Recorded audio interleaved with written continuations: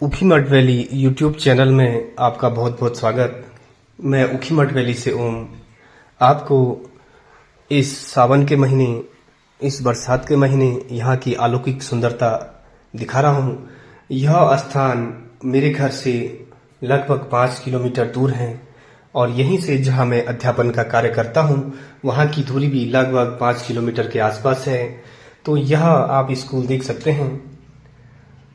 यह primary school पालीफाफंज है और इसके यहाँ पर 2 विद्यालय साथ साथ हैं। एक में 1 से 5 तक की कक्षाएं संचालित होती हैं और दूसरे विद्यालय में 6 से 8 तक की कक्षाएं संचालित होती हैं। और इसके बाद छात्र यहाँ से हमारे स्कूल गवर्नमेंट इंटर कॉलेज मनसूना में प्रवेश के लिए आते हैं और 9 से 12 तक की इनकी कक्षाएं वहां संचालित होती हैं। यद्यपि हमारे यहाँ 6 से 12 तक की कक्षाएं चलती हैं। आप व्यूअर्स, कई लोगों के दिमाग में यह प्रश्न उत्पन्न हो सकता है कि मैं ये स्कूल क्यों दिखा रहा हूँ। तो कुछ मेरे आदरणीय व्यूअर्स जो कि मेरी वीडियो और ब्लॉग हर समय लगभग देखते रहते हैं, उनका मैसेज आता है कि आप अपना विद्यालय दिखाएं, यह कहाँ पर है और इसकी लोकेशन क्या है, आप किस जगह रहते हैं, एक वीडियो इस पर भी बनाएं। तो उनकी भावनाओं की कदर करते हुए मैं आज अपनी वीडियो अपने स्कूल पर बना रहा हूं। और अब मैं पहुंच चुका हूं अपने जीआईसी मनसूना में। लगभग 9 बजे का समय है। तो ये पूरा प्रांगण, ये पूरा एरिया मेरे राजकीय इंटर कॉलेज मनसूना जहां मैं अध्यापन का कार्य करता हूं वहां का है। आप देखिए, ये लाल कलर की छोटी सी टीन सेट यहाँ पर बना हुआ है। यहाँ पर बच्चे मिड डे मील का भोजन करते हैं।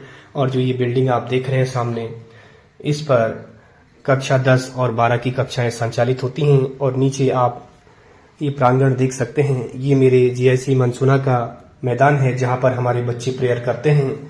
लेकिन आज आप देख रहे होंगे ये सुनसान लग रहा है, क्योंकि आजकल मेरे विद्यालय में अंक सुधार परीक्षा, जिसे कि बैक पेपर कह सकते हैं, वो संपादित हो रहे हैं। इसलिए यहाँ पर किसी को भी आने की इजाजत नहीं है। सिर्फ वही बच्चे आज यहाँ पर आएंगे जिनका आज अंक सुधार पेपर है। उनके अलावा किसी भी प्रकार की विद्यालय में बाहर के लोगों या अन्य विद्यार्थियों की प्रवेश वर्जित है। और ये मुख्य भवन यहाँ पे आप देख सकते हैं।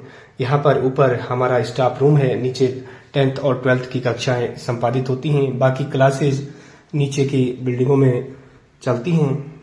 और ये खूबसूरत सा जंगल आप देख सकते हैं। कई लोगों का मेरे को ये मैसेज आता है कि आप अपने क्षेत्र के बारे में डिटेल जानकारी दें। तो मैं ये बता दूं व्यूअर्स, मैं उत्तराखंड में रुद्रप्रयाग जनपद के केदार घाटी के एक तहसील, एक ब्लॉक, एक छोटे से नगर ऊखीमठ का वासी हूँ। और आप देखिए कितना बेहतरीन मौसम आजकल यहाँ है, कितनी सुंदर दृश्य यहाँ पर दिखाई देते हैं। लेकिन इसके इतर थोड़ा यहाँ पर आजकल जहाँ तहाँ लैंडस्लाइड होता है, जमीनें दरकती हैं, वो खिसकती हैं, कई प्रकार की अनहोनी यहाँ पर होती हैं।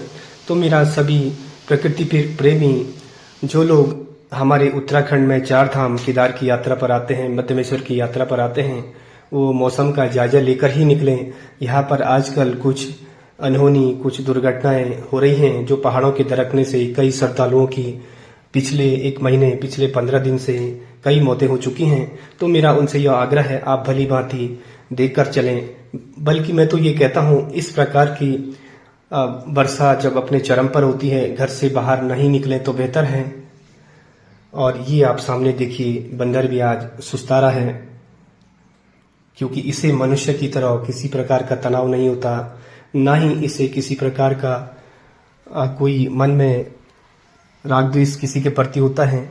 स्वच्छंद जिंदगी इस प्रकार के जानवर जीते हैं, सिर्फ पेट भरने के लिए मिल जाए बस, उसी में ये काफी संतुष्ट। लेकिन दूसरी ओर ये नुकसान भी बहुत करते हैं।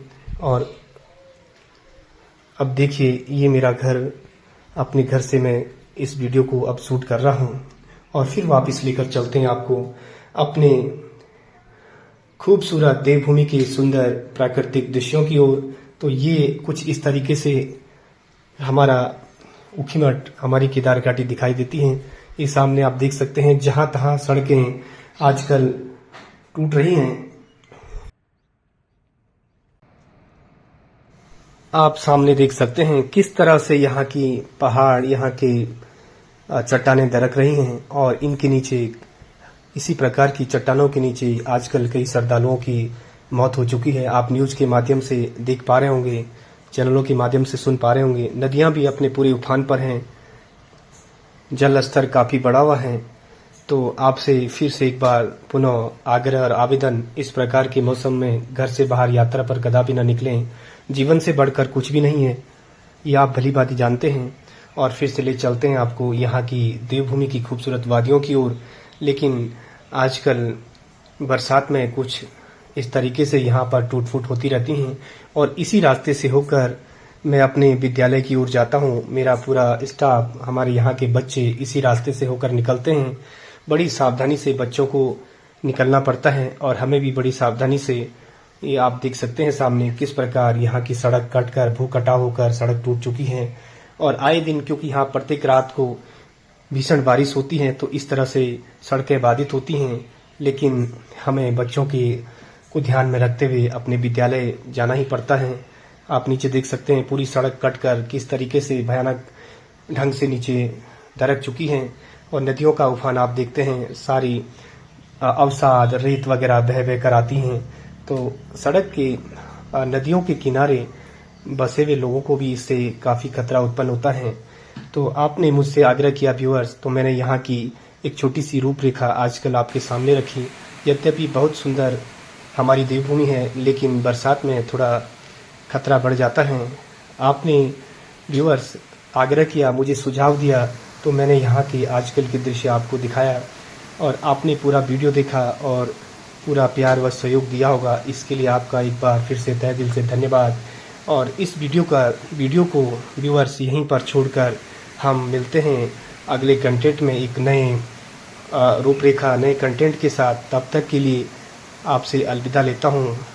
प्लीज़ आजकल आप वर्षा काल में सावधानी से इधर उधर जाएं और आपको फिर अगले ब्लॉग में मिलते हैं। तब तक के लिए बहुत बहुत धन्यवाद।